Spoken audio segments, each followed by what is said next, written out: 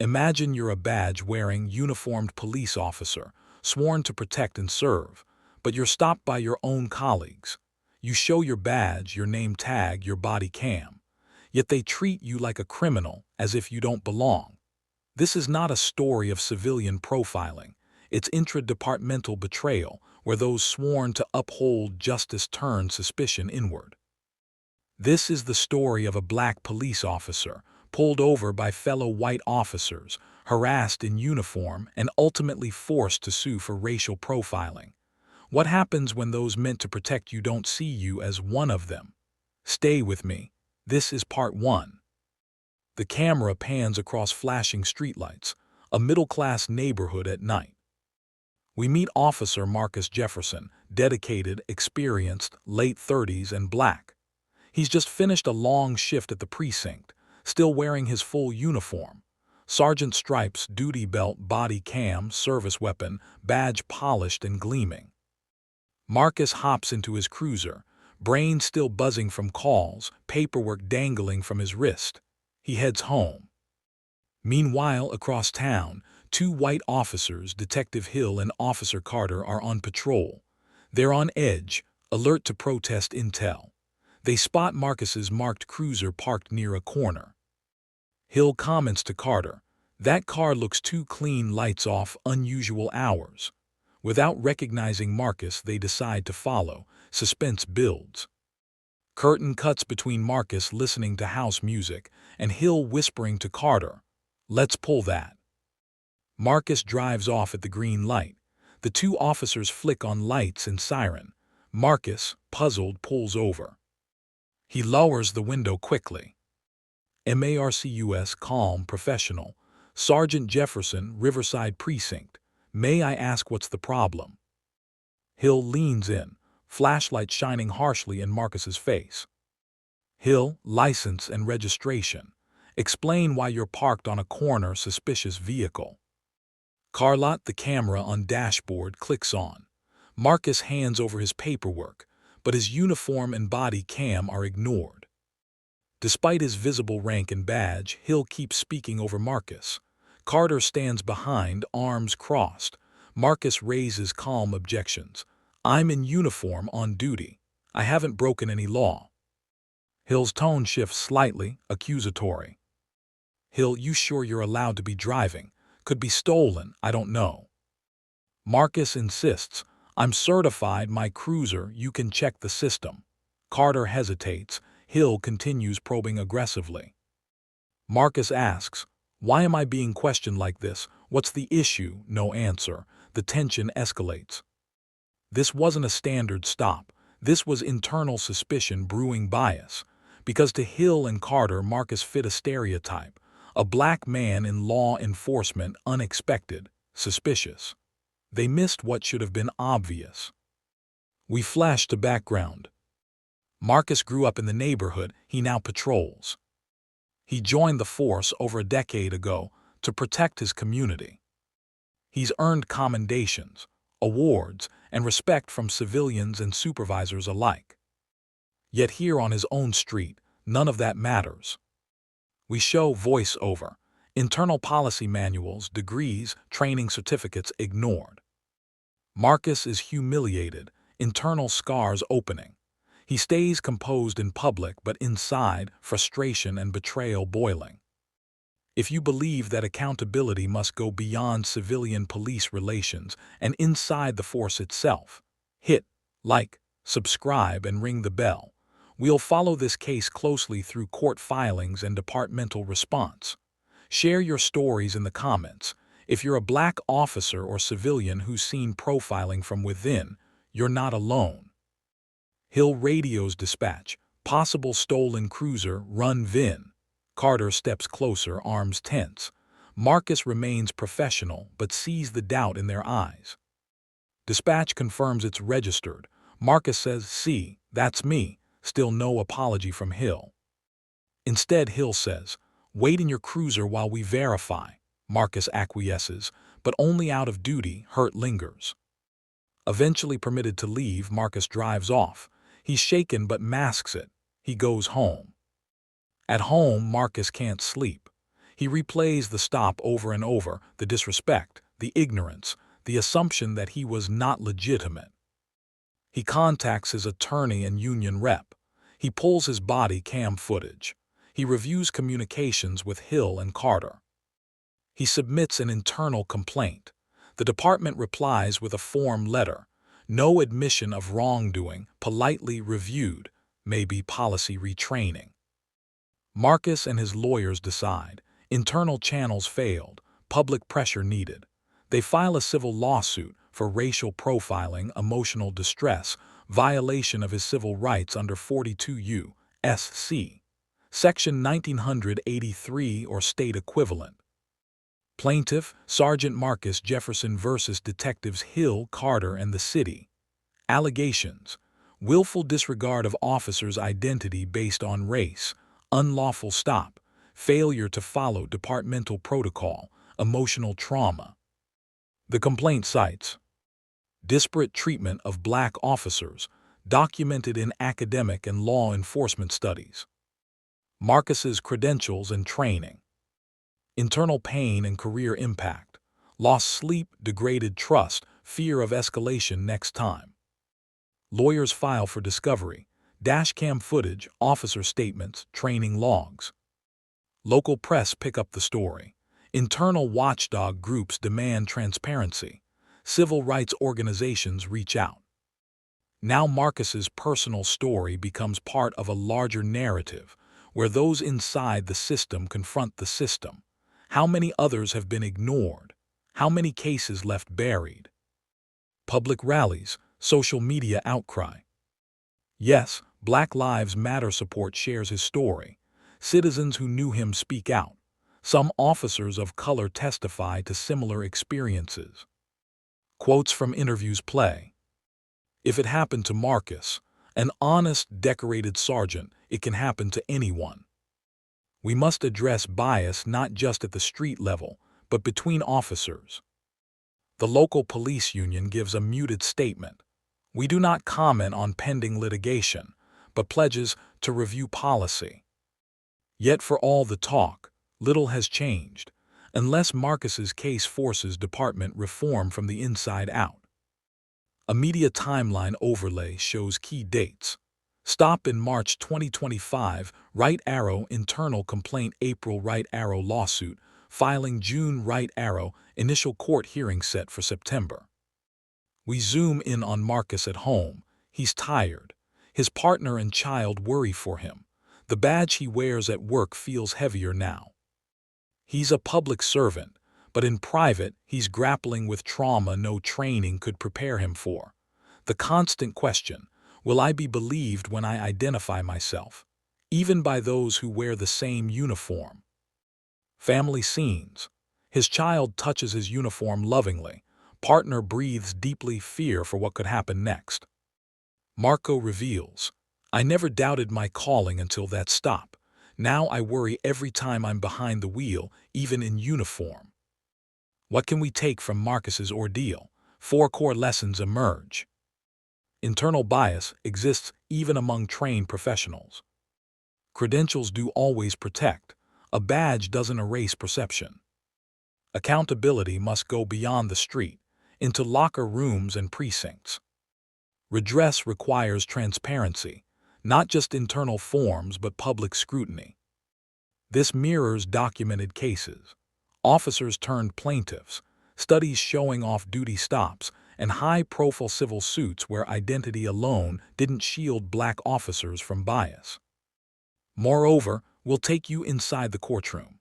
We'll review the motion to dismiss, watch depositions of Hill and Carter, and reveal whether Marcus's back-end evidence stands strong or cracks under cross-examination. We'll ask, will this case force the department to admit fault? Will Marcus win justice, not just for himself, but for officers who have suffered silence? Or will institutional resistance shut him down? If you believe this case matters, for Marcus and for systemic justice, please subscribe, share this video, and comment below. Your voice amplifies stories that demand accountability. And join us for remaining part of the story, where the fight continues in court.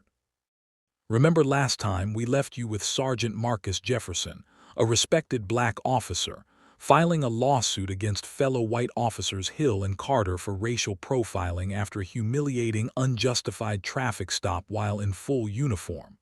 The dash cam was rolling. The badge was shining. Yet they didn't see a colleague. They saw a suspect. But now, the courtroom doors swing open. It's September 2025. The case of Jefferson versus Hill, Carter, and the city of Riverside is finally in session. Marcus walks in flanked by his legal team. He's in a suit, but his posture still holds the tension of a uniform. Cameras flash. Protesters line the steps outside, placards raised. Black badge, same bias. No blue wall for racism. Inside, we meet Judge Evelyn Morno, a sharp, composed Latina woman known for her no-nonsense approach to civil rights cases. But just as things seem calm, the city's legal team drops a bombshell in their motion to dismiss. There is no proof Sergeant Jefferson was targeted due to race. The officers were responding to a suspected vehicle impersonation report they claim was called in anonymously. Their actions were standard protocol. Wait, what? A vehicle impersonation report. No one, including Marcus, has ever heard of this report before.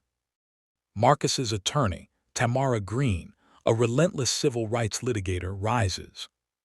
Your Honor, this report was never mentioned in the internal response, never in discovery. This appears fabricated or deliberately withheld. Judge Morno frowns. She orders the city to produce this so-called report immediately. And that's when the unraveling begins. Behind the scenes, we follow Tamara and her team diving deep into the department's logs. Using subpoena power, they pull radio chatter, dispatch transcripts, and the cruiser GPS logs for the night of the stop. What they find? There is no anonymous call. No dispatch alert. Nothing. But that's not all. A new piece of surveillance emerges, this time from a private Ring camera across the street where Marcus was parked.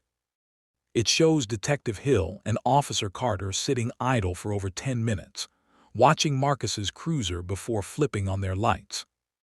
An audio from their cruiser mic, finally released under court order, reveals Hill mocking Marcus's appearance before the stop. Who's this? One of those woke hires. Looks like he borrowed that uniform. Proof of pretext, proof of bias. Marcus listens to the recording in court, face unmoving, jaw clenched. His partner weeps silently in the gallery. Next twist, depositions. Carter is the first to crack. Under oath, with cameras watching and pressure mounting, he admits the truth. I didn't want to pull him over. I saw he was in uniform. But Hill said, we gotta check anyway. He always says, uniform or not doesn't mean clean. Tamara leans in. So you racially profiled a fellow officer. I didn't stop it, that's on me. Boom. But Hill, he doubles down. In deposition, he remains smug. I did what I'm trained to do. That car didn't belong, didn't feel right. Even with a uniformed sergeant behind the wheel. I've seen fake badges before, it happens. Hill's lawyer tries to paint it as caution, not racism. But the recordings, the tone, the language, the intent, all betray him. Then comes the major revelation, one no one saw coming. During the court-mandated review of body cam archives, Tamara's tech specialist finds previous incidents involving Hill. One in particular, a 2023 stop of another black officer off-duty who was accused of loitering near a squad car. No report was ever filed. It was buried internally. Tamara files a motion to unseal personnel records and gets partial approval. What's revealed is damning. Hill has a history of targeting black men, both civilians and colleagues. 3 internal complaints, none sustained. 1 reprimand for unprofessional language, but sealed quietly. Marcus wasn't the first. He was just the first to fight back publicly. The case is now national news. CNN, MSNBC, even Fox News pick it up, but the spin is different. Right-wing outlets defend Hill. He followed protocol. Progressive ones push a new narrative. What happens when black officers are policed more harshly than criminals? Civil rights leaders step in. Benjamin Crump calls the case a civil rights powder keg. The NAACP offers legal support. Meanwhile, back at the department, internal chaos. The chief of police issues a memo calling for immediate anti-bias retraining. The union remains silent, avoiding public conflict. A whistleblower officer leaks a group chat where Carter and Hill joked about stopping the affirmative action squad. That goes viral. Screenshots, hashtags, outrage. Justice for Marcus. Blue bias. Black in badge. Back in the courtroom, stakes escalate. Marcus takes the stand. His testimony is calm, deliberate, but cuts deep. I didn't sue because of ego. I sued because if I, a decorated sergeant, can be stopped and humiliated in uniform, then what happens to the rookies, the cadets, the kids who want to serve but wear skin like mine? I filed this suit because I realized they didn't see the badge, they didn't see the stripes, they only saw black. Gasps in the courtroom. Even the judge's eyes betray emotion. And just when it seems like momentum is on Marcus's side, the defense flips strategy. They offer a settlement. Drop the suit, the city will pay damages, confidential terms, no admission of fault. Marcus's lawyers are stunned. It's a 7-figure offer. But Marcus, he hesitates. What about public accountability? What about Hill's badge? What about the next brother in blue? In a closed-door scene, Marcus confides in his partner. If I take this money, they get to say it never happened. I want change, not hush money. But his partner reminds him, you also deserve peace.